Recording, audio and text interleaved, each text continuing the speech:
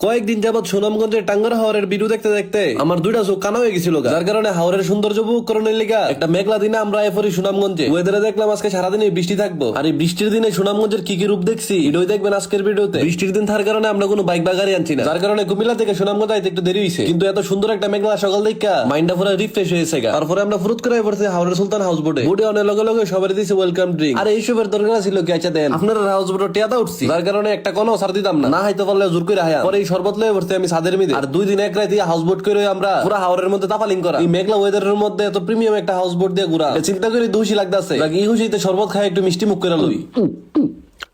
এদিকে রুমে থেকে ফ্রেশ হয়ে বাইরে দিয়ে আমরা সকালের নাস্তা রেডি। বৃষ্টির দিনে খিচুড়ি, আহা কি কম্বিনেশন। এদিকে বন্ধু আমার থেকে একটু খাইতে ছিল, নিয়ে বন্ধু খাবি? কি মজা রে বন্ধু, প্রত্যেক কামড়ে কামড়ে অসাধারণ স্বাদ। আমরা হাওনের সময় যে পরিমাণ বৃষ্টি নামছিল, বৃষ্টি ভিজে আমি একদম তেনাদানে হয়ে গেছি। আর জীবনে বৃষ্টির মধ্যে খিচুড়ি খাওয়ার শখ জাগতো না, সব শখ বৃষ্টির পানিতে দুই একদম হাওরে গেছে। এদিকে নাস্তা করার লগে লগে আমরা বুট ছাইরা দিছে। বুট ছাড়ার লগে লগে আমি রুমে যাই দিছিলাম একটা ঘুম। এক পর্যায়ে ঘুমের থেকে ওইটা দিয়ে বুট থামে গেছে। কারণ কি বুট কি নষ্ট মষ্ট হয়ে গেল নাকি? পরে বাইরে যায় তো আমি পুরো অবাক। আমরা প্রায় পাহাড়ের কাছে পড়ছি। পরে বুটের গাড়ি গেছি, আমরা বলে শিমুল বাগানের নাইছি। আমি এর আগেও শিমুল বাগানে একবার আইছিলাম, কিন্তু ভিতরে ঢোনে লেগে 50 টাকা লাগে দিকে ঢুকছিলাম না। আমার কথা একটা ছিল 50 টাকা থেকে গাছ দেখতাম ঢাম নাকি, কিন্তু এবার নিজে টেয়ার মায়া ত্যাগ করে 50 টাকা টিকিট কেটে ঢুকে গেছি। একটা না দুইটা না 50 টাকা এটা উসুল করতাম না নাকি। আজকে এই শিমুল বাগানের ভিত্তে 5000 ছবি তোলা, যার কারণে বন্ধুরে কইছি তুইও তো ছবি তুলতে থাক আর আমি পোজ দিয়ে যাচ্ছি। যদি কোনো কারণে মোবাইলের স্টোরেজ ফুলে থাকা খালি একবার কবি আমার ফটোর মধ্যে মেমোরি কার্ড আছে। আজকে 50 টাকার বিনিময়ে পুরো শিমুল বাগান ছবি এবং মেমোরির ভিতরে বলে দাম গা। যত যায় কই শিমুল বাগানটা কিন্তু আসলে অনেক সুন্দর। আর এই সৌন্দর্যের প্রধান কারণ হইছে সারিবদ্ধ এই শিমুল গাছটি, যার কারণে চারিদিকে একদম সবুজে সমারোহ হয়ে রয়েছে। আমার জীবনে যতটা ডরে ডরে ডিসিশন লয়ে সাকসেস হইছে, তার মধ্যে একটা হইছে একটা না দুইটা না 50 টাকা শিমুল বাগানের ঢোয়া। এর পরিবেশ আসলে অনেক সুন্দর। যারা ভিডিও এবং ছবি তুলতে পছন্দ করেন তারা 100 টাকা ঢুকলে কোনো লস হইতো না। শিমুল বাগানের তাই কাপড়টি বদলানোর লগে লগে দিয়ে বাইরে ঝুম বৃষ্টি। আর এই বৃষ্টি বিলাস করতেছে আমার রুমের জানালা লাগবে। এই বৃষ্টি থেকে নিজেরা রুম আটকে রাখতাম পারতি না, যার কারণে টুস করে বুটের সাথে উঠে গেছে বৃষ্টি বিলাস করানোর লিগা। টাঙ্গরা হাওরের মধ্যে আয়া বৃষ্টি বিলাস একটা ট্যুরের মধ্যে নিজের মাইন্ডে রিফ্রেশ করার লিগা আর কি লাগে আপনারই কম। আর আমরা এই ট্যুরের মধ্যে যা আশা করছিলাম তার কয়েক গুণ বেশি রিফ্রেশ ইকোন হয়ে গেছি।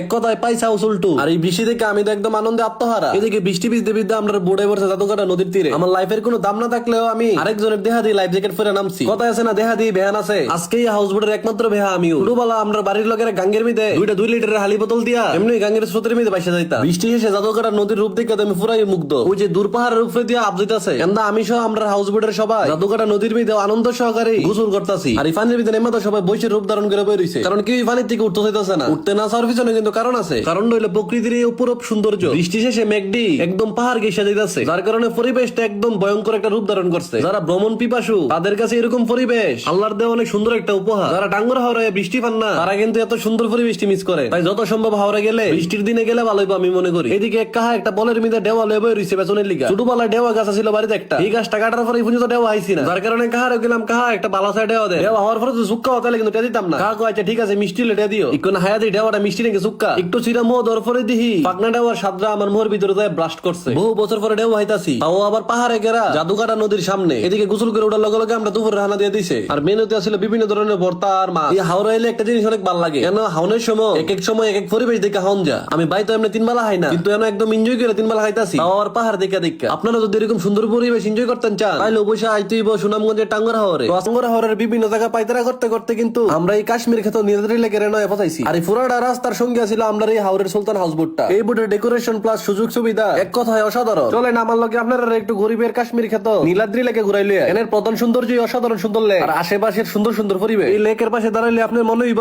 এই জন্য বাংলার বুকে এক টুকরো কাশ্মীর। আর এই পাহাড় গেছে নীলাদ্রি লেকের হাইপ তো পুরো বাংলাদেশ জুড়া। এর আশেপাশের পরিবেশ এত সুন্দর আপনার 2টা ব্যাটারিতে সারাদিন ছায়া থাকলেও মন কিন্তু বর্ত না, যার কারণে এই অসম্ভব সুন্দর পরিবেশ উপভোগ করে নিলে আমি লেডা দিয়ে বয়ে গেছি। আমার সবসময় হুবে থাকলে বুঝতে গেলা হঠাৎ আমার উস্কি উঠছে ওই টিল্লার আগার মেয়ে ওইটা আশেপাশের পরিবেশটা দেওয়ার লিগে। আর হ্যান থেকে দাঁড়ায় আশেপাশের পরিবেশটা কিরকম লাগবো এটা দেওয়ার লিগে আমার মনের ভিতরে একটা কৌতূহল জাগছে, যার কারণে সোনা বন্ধুরে গান গাইতে গাইতে উঠে দিতে টিল্লার উপরে। প্রথম ভাবছিলাম 1-2 উঠে দামগা, কিন্তু খানিকটা উঠার পরে দিয়ে আমার চাক্কাটা পাঞ্চার হয়ে গেছে। তারপরও হালনা ছেড়ে উঠে গেছে একদম টিক্কা আকার মিদে। ওইটা দিয়ে টিল্লার কোনো শান্তি নাই, এটার শান্তি গেছিলে ঢুর দলে গেছে নাকি আল্লাহ জানে। চলেন এই কোনো টিল্লার উপরে দাঁড়ায় আমরা আশেপাশের পরিবেশ দেখি। আমার প্রথমেই পড়ছে উসানা থামা এই মাঠ আপনার অনেকটা কিন্তু কাশ্মীরের মতোই ভাইব দিব। তারপরে পাহাড় গেছে নীলাদ্রি লেকের কথা আর কি কইয়া, এটারে জেঙ্গেলে থেকে দেখি হেঙ্গেল থেকে অসম্ভব সুন্দর লাগে, অনেকটা আমার মনের মতো সুন্দর। নীলাদ্রি লেকে এলে এরকম রং বেরঙের অনেক ধরনের নৌকা দেখবেন। নীলাদ্রি লেকটা আরো কাছ থেকে উপভোগ উপকরণের লেগে আমরা উঠে গেছি এখানে নৌকার মিদে দিয়ে বিভিন্ন রঙের বিভিন্ন ডিজাইন দিয়ে রাখছে, যা দেখতে অনেক সুন্দর লাগতেছে। পরে আমরা নৌকা পাইতে পাইতে দিয়ে এক তীর হয়ে পড়ছে। আমি যে নৌকা থেকে নামতাম গেছি, নৌকা আমার না করে বেরিয়েছে। এই তীর বল অন্য দেশে কেমন লাগে কোন কোন। আচ্ছা এই দেশে জনের ধরনের আমরা দেশই সুন্দর। পরে নৌকার মিদে লেড়া দাবইয়া আশেপাশে সুন্দর পরিবেশ দেখতাছি। আপনি যদি বাংলাদেশের এক খন্ড কাশ্মীরের ফিল নিতেন চান, তাহলে একবার হইলো নীলাদ্রি এলাকায় ঘুরে যেতেন পারেন। এদিকে বুড়া অনেক লগে লগে সকালের নাস্তা দিয়া বুট ছেড়ে দিছে, আর আমি দূরের পাহাড় দেখতাছি আর খাইতাছি। পরে আমরা বুটের ক্যাপ্টেনে না বন্ধুরে গান গাইতে গাইতে লইছে বর্তমানে বাংলাদেশে পর্যটনের এর মধ্যে হাইপে থাকা ওয়াচ টাওয়ারের এনো। আমরা সরা অনেক পাপি কিন্তু এনা আগে হাজি এনা অনের পরে গোসল করে লেগে মনটা কিরকম ছটপট করতেছে, যার কারণে বাড়া করে একটা ছোট নৌকা লয়ে লইছি। নৌকা দুইটাইছি আমি ভাই মাঝি লগে দুঃখের সুখের আলাপ করতেছে, আর আমি আন্দা এক দফা গোসল করে আই পড়ছি। পরে নৌকা লয়ে কিছু বড় ওয়াচ টাওয়ার আমরা ঘুরে দেখা, আর হ্যাঁ আমার বন্ধু রাহিমের মনে ঘুরে ঘুরে ঠেলা দিছে। ওয়াচ টাওয়ারের মেইন সৌন্দর্যই মূলত পানির উপরে উকিতে থাকা গাছটি। এই গাছগুলোই পর্যটকদের আকর্ষণ করে। কিছুক্ষণ পরে আমরা মাঝি নিয়া গাছের জুবলির ভিতরে ঢুকাই দিছি। ডনের লগে লগে সিএম ভাই তার মাঙ্কি প্রতিবাদে আন শুরু করে দিছে। এবারটা গারে ছোটবেলা তো এক গাছে আরেক গাছ অনাই সেটাম পারতাম, গাছ ওটা কোনো ব্যাপার নাকি। আর হ্যাঁ দশায় দিয়ে আমার বন্ধু রাহিমে পানির উপরে ব্যাঙ্গের মতো একটা ঠ্যাঙ্গার কেলাটা বাওয়াই রাখছে। অনেক দেখা দিয়ে সেই করে গোসল করণের ফালা। আর এই হালবিল দেখলে উল্টা ডিব্বাজি না দিলে আমার পেটের ভাত একদম মজা মনে হয়।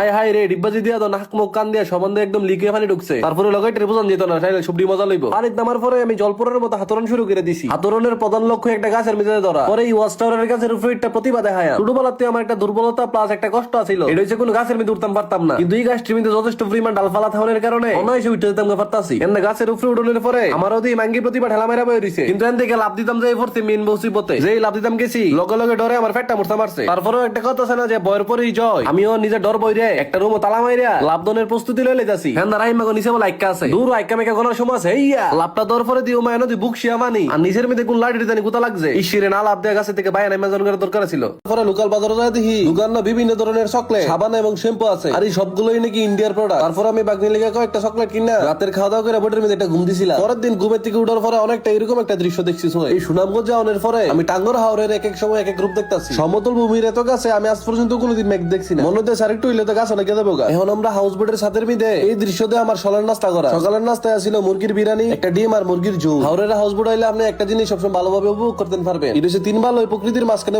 খাওয়া দাওয়া করতে পারবেন। খাওয়া দাওয়া করে একটু রেস্ট লয়ে আমরা এবার জাদুঘরটা নদীর এলো। ওই যেটাকে কইলে আমরা টাঙ্গর হাওরের এক এক সময় এক এক রূপ দেখতাছি। একটু আগেই দেখলাম আকাশ পুরা মেঘাচ্ছন্ন, আর এখন রোদে আমরা হিট দিয়ে আছে। কোন রোদের তাপরে বৈরাঙ্গল দেখানোর লিগা যাইতাছি জাদুঘরটা নদীর মধ্যে গোসল করানোর লিগা। এন্দা মানিকগঞ্জের কাকন দিয়ে আমার সামনে বেশ ধরে দাঁড়ায় রইছে। কি তারে গোসল করতি না বেটা? এত সুন্দর পরিবেশ দেখে পানির মধ্যে লাভ ফিরে দিবি তুই কে বেশ ধরে দাঁড়ায় রইছো? আই তোর কেন আমি একটা থেরাপি দিব 1 2 3 নুন্দা হাবিরি এর একেবারে টেডি ফুকির মতো নিয়ে ফাক্কা পানির মধ্যে আলাইছি। এই যে দেখেন আমার শক্তি ওমা হেতরে হালালের পরে দিতে নাচানাচি করতেছে কাহিনী নাকি এ বেটা? তোর আরেকটা থেরাপি দিতে বাহারো 1 2 পানি নিচে যায় হাগু এর দুইটা আসার দনের পরে দি অটোমেটিক শরীরের মধ্যে আমার একটা এনার্জি পড়ছে, যার কারণে ওমা জাফে হেরে বারে বারে যায় ধরতাছি। আর এবার একটু অন্য ভাবে দিতেইব। আজ যেন তোর উপরে লয়ে যায় উপরের পরিবেশটা অনেক সুন্দর। আই বেটা হেরে আসার দিতেছে আর ভাবতাছি আমি যদি WWE রেসলিং এর ভিতরে যাইতাম তাইলে মনে কয়েকবারের চ্যাম্পিয়ন আমি হইলাম মিলে। আর হ্যান দাদি এই আসারে আমার পিছনে পিছনে আটতাছে, তাইলে কি হের মনে করে ডর বই না? এ বেটা কই যাস এদিকে এখন আমার নাক মুখ দর্শক বন্ধ মানে ঢুকছে ভাই প্লিজ আমার আর দিলো না। আর আমি তো আমার শরীরের জু শেয়ারে আমার শক্তি যাইতাছে। এ বেটা এদিকে ক্যাঙ্গারুর মতো একটা নাইতে আমার ছুটে গেল গা। এদিকে গোসল কইরা ফ্রেশ হওয়ার পরে আমরা দুপুরের খানা দিছে। দুপুরের মেনুতে ছিল মুরা মাছ, মাছের ভর্তা, মুরগি আর আনলিমিটেড ডাল। পানির ভিতরে ভারসা ভারসি করে এমন খিদা লাগছিল,